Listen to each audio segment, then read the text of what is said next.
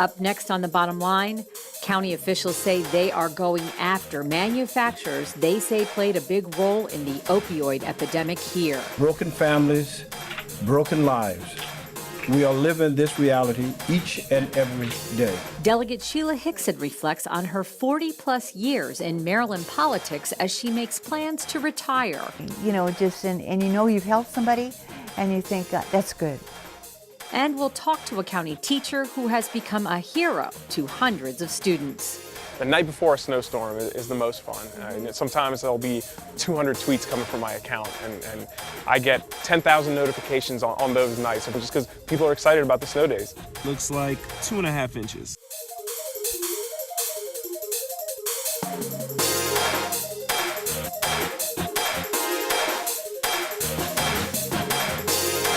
Thanks for watching, everyone. I'm Susan Kennedy.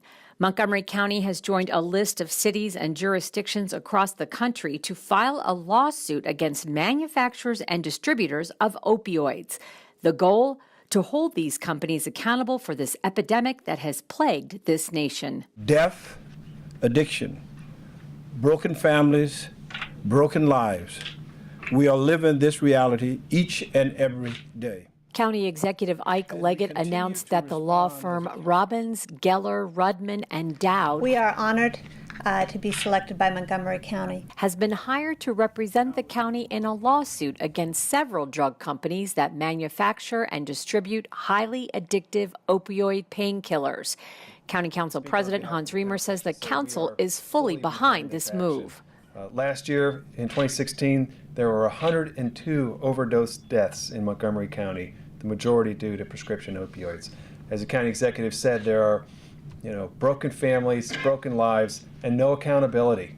So that is why we have to take the step of bringing these companies into court. County Attorney Mark Hansen says there will be no upfront cost to the county for the services of Robbins Geller. The San Francisco-based firm has experience in litigation against prescription drug companies. That means if there is no recovery, the county owes nothing, and Robbins Geller gets nothing. We intend, through this litigation, to force the manufacturers and the distributors to stop their unlawful sales practices and to pay to address the crisis that they created so as to help restore health right here at home in Montgomery County. We don't want just to collect the resources that we paid and the efforts that the county has made. We want to change the behavior because that is what's getting people addicted. And so it's two parts of that, both the monetary aspect of it, but also change in behavior as it relates to the addictive nature of these drugs. Today, I'm very pleased to nominate Councilmember Nancy Navarro to serve as this year's Council Vice President. Women have made great strides in politics over the past 50 years, and here in the state of Maryland, there are many women who took on a major role in that movement. One of those leaders is Sheila Hixson. She will retire this year after more than 40 years of service, having made her mark in Maryland politics.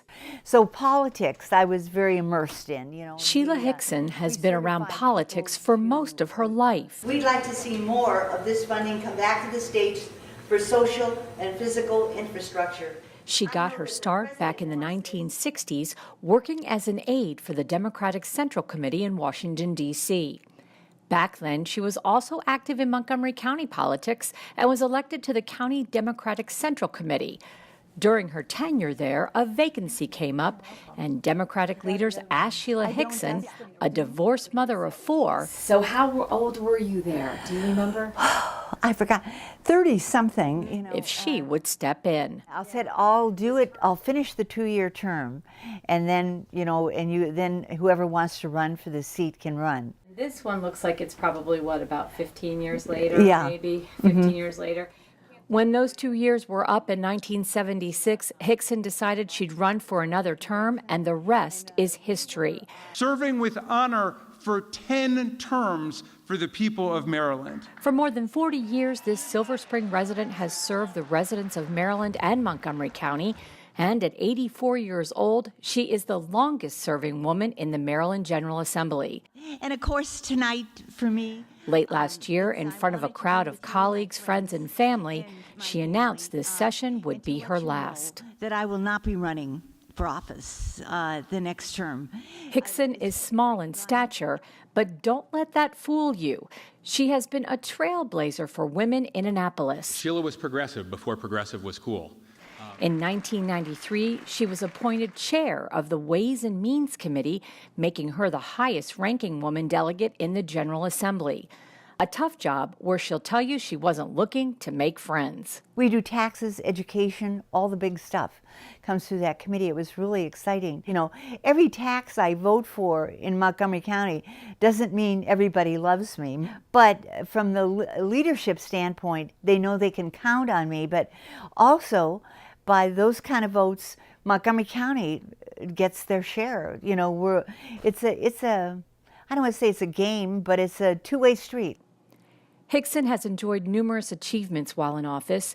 She sponsored legislation to provide and accelerate an earned income tax credit for the working poor, Pro-choice, pro-LGBT, filed the first bill ending discrimination based on sexual orientation, and created a living will to provide advance directives.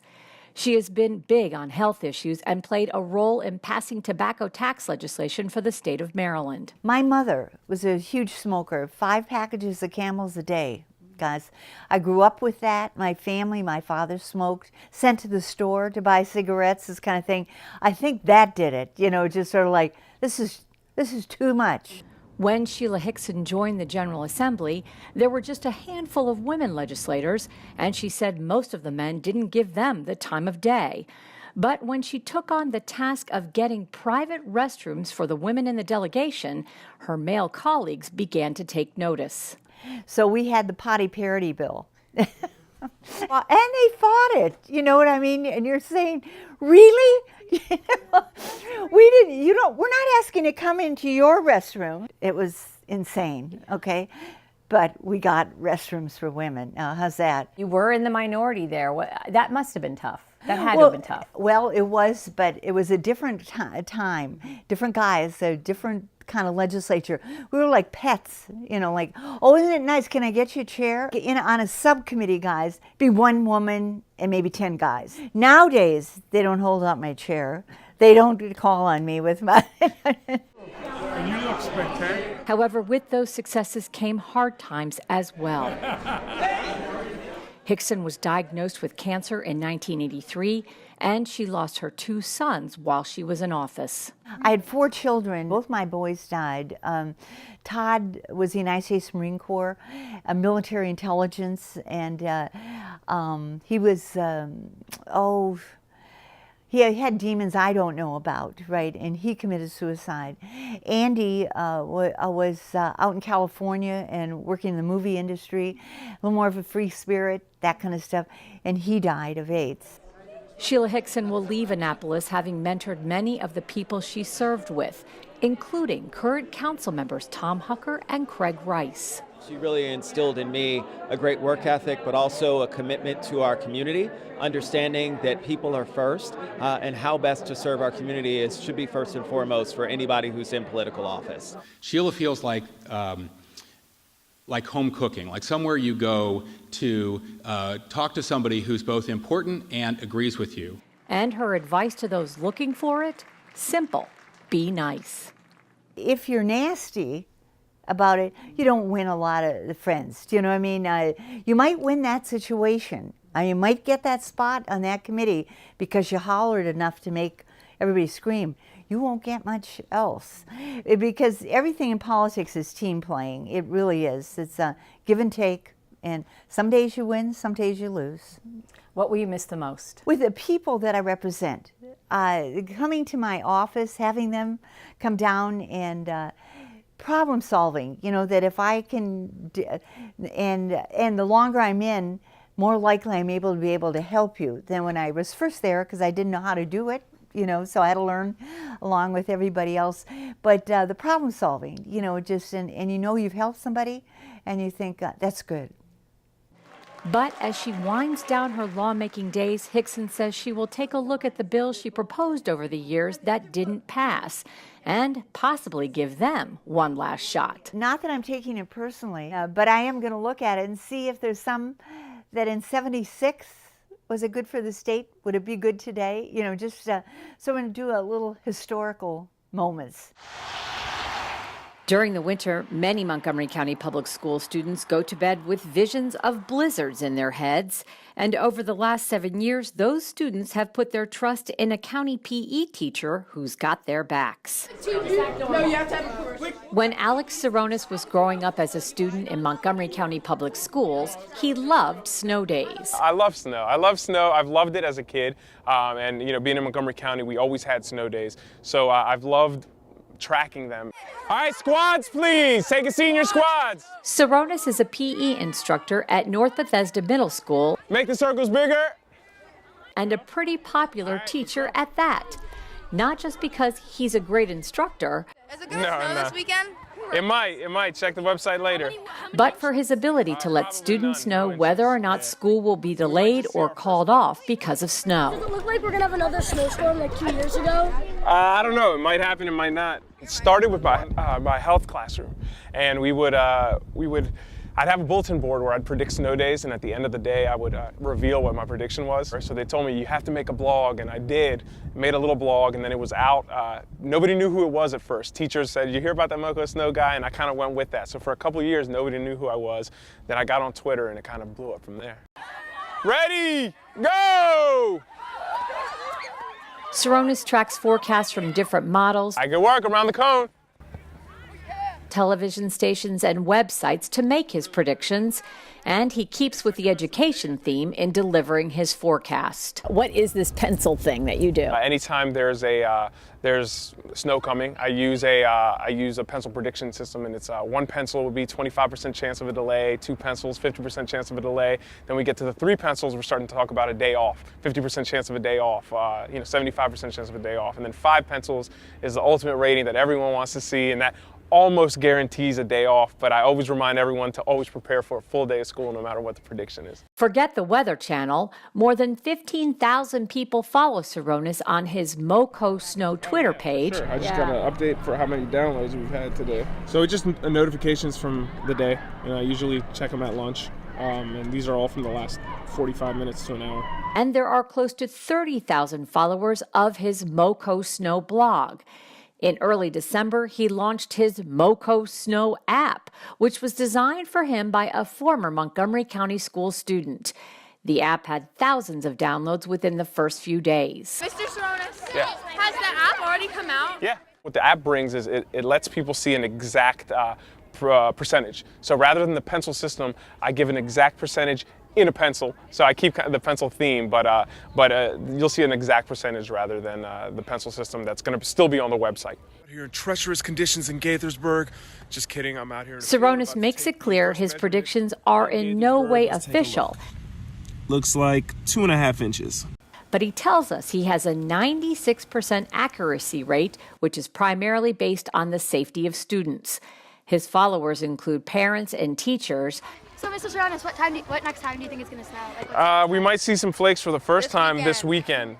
But his biggest fans are the students, especially those who are lucky enough to have Saronis as a teacher. I mean, he's pretty good at it as a gym teacher, and he still gets to do what he loves, which is the meteorology. And he's pretty good at it, and he gets to keep up with it. And like he'll tell us, like, guys, right now I'm working on something pretty cool or pretty big.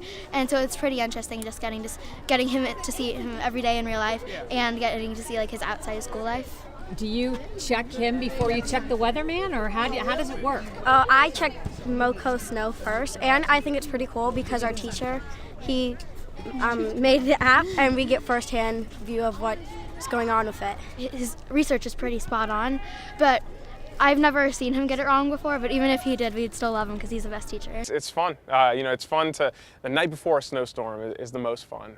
Sometimes there'll be 200 tweets coming from my account, and I get 10,000 notifications on those nights of people, asking me questions or retweeting what I'm saying or just wanting to know what's going to happen, even if I've told them, 30 times, just because people are excited about the snow days. Handshake on the way by. Let's see if we can get it. Whoop. There you go. It's pretty clear Saronis loves being a teacher. I love teaching, so I think the combination of both of these things is kind of perfect for me. And being the Moco Snow guy, well, that's just brilliant. Well, that wraps up this edition of The Bottom Line. For County Cable Montgomery, I'm Susan Kennedy.